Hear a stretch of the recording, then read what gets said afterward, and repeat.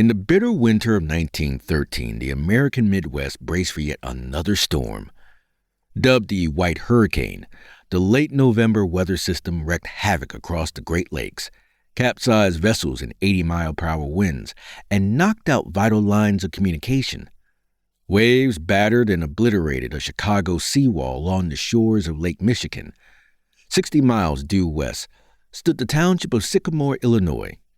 The residents didn't yet have home radios or TVs, and in the weeks following, they relied on the Chicago Tribune or local Daily Chronicle for updates as they handled the damage with stoic resolve.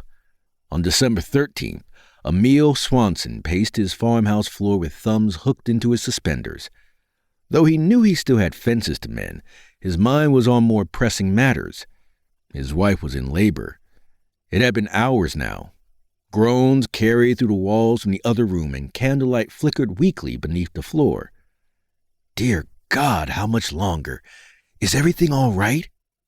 Emil loved his wife dearly. He had immigrated from Sweden at age 15, learned English at a nearby schoolhouse, then married Emma Johnson, a fellow Swede. After losing their first child in infancy, Emma had birthed 3 healthy sons.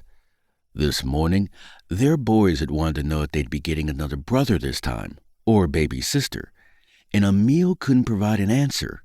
God alone knew the details of this child knit together in the womb. A cry pierced the air, loud enough to stop Emil's pacing. It rose in pitch, then fell away. Running a hand over his head, he breathed his wife's name and waited. At last, he heard an infant's wail. Once allowed into the room, Emil found Emma upright in bed and sporting a weary grin. The swaddled form at her bosom had 10 tiny fingers and a head of black hair. Emil searched his wife's eyes for the answer to a 9-month mystery. "A boy," she told him. "Meet Everett Francis Swanson."